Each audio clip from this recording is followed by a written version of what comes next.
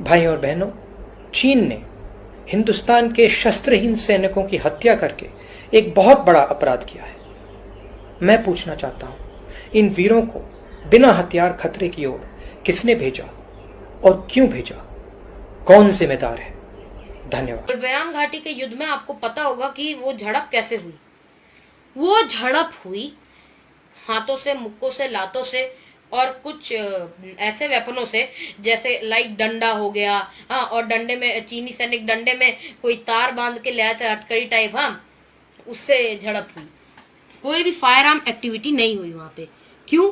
क्योंकि मैं आपको बता दूं, इन 1993 एंड इन 1996 भारत और चीन में जो बॉर्डर एग्रीमेंट साइन हुआ था उसमें साफ साफ, पहले मैं 1993 के एग्रीमेंट की आपसे चर्चा करा देता हूँ।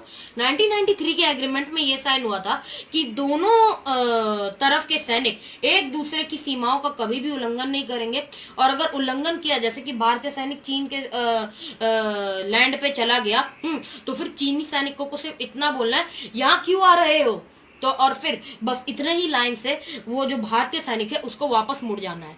हाँ, एक तो ये, और दूसरा, दोनों सैनिक जो है, भारत जो है चीन की माटी की भी रिस्पेक्ट करेगा और चीन जो है भारत की माटी की भी रिस्पेक्ट करेगा। दोनों एक दूसरे देश की माटी की रिस्पेक्ट करेंगे, कोई भेदभाव की भावना अपने दिल में, अपने मन में नहीं रखेंगे। ये बहुत मोटा मोटी बात हुआ था उस एग्रीमेंट में।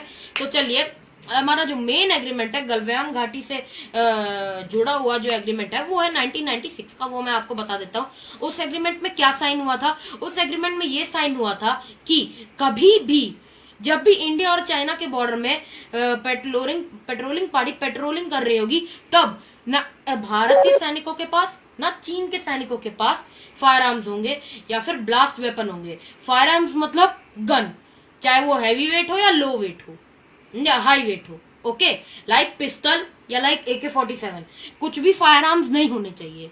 और ना ब्लास्ट वेपन लाइक ग्रेनेड, वो ऐसे करके फेंकते हैं ना, वो वाला भी नहीं होना चाहिए, ना भारतीय सैनिकों के पास ना चीन के सैनिकों के पास।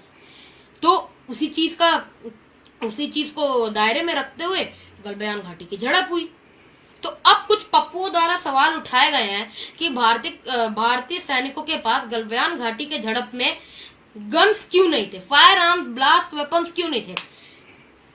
माफी चाहता हूं कि मैं 13 साल का हूं और 50 साल उम्र वाली बातें करता हूं, लेकिन आप खुद बताइए, हमारे देश में एक नागरिक है जो 50 साल का होके 10 साल की बातें करता है, तो अब मेरा तो फर्ज बन जाता है कि मैं 13 साल का होके 50 साल की बातें करूं।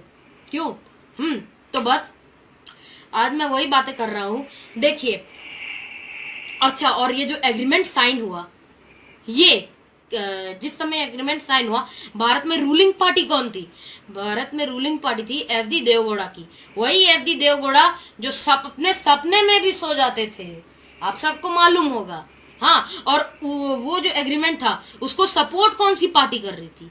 उसको सपोर्ट कर रही थी कांग्रेस पार्टी।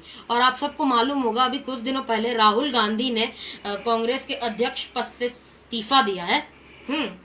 तो इसका मतलब वो कांग्रेस के अध्यक्ष रह चुके हैं। अब जब वो कांग्रेस के अध्यक्ष रह चुके हैं तो उनको इतना तो पता ही होना चाहिए कि उनकी पार्टी ने कौन से ईयर में कब कब कौन सा एग्रीमेंट साइन किया, और हमारे किस देशों से हमारी दोस्ती है, क्या क्या हमने पहले अपने कांड कर रखे हैं। इतना तो पता ही होना चाहिए किसी भी पार्टी के अध्यक्ष को कि हमने पास्ट में क्या किया हुआ है, क्या एग्रीमेंट साइन है।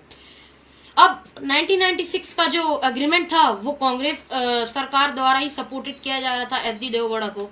तो जब कांग्रेस ही समर्थन कर रही थी इस एग्रीमेंट का, और क्योंकि राहुल गांधी कांग्रेस के ही नेता है, तो उनको तो इतनी बात पता ही होनी चाहिए थी कि इंडिया चीन जब झड़प हो रही थी गलवान घाटी में, तो फिर फायर आर्म्स क्यों नहीं उठाए गए। उनको तो ये पता ही होना चाहिए था कि 1996 में समझौता हुआ था, इसीलिए उसको मद्देनजर रखते हुए सिर्फ हाथापाई हुई, मुक्काबाजी चली, इसलिए फायर आर्म्स नहीं उठाए गए। ये अगर यही देश का हाल रहेगा, ऐसे ही नेता आते रहेंगे ना, तो मैं बता रहा हूँ देश का फ्यूचर जो है पूरा का पूरा नाली में जा रहा है, कचड़े में जा रहा है।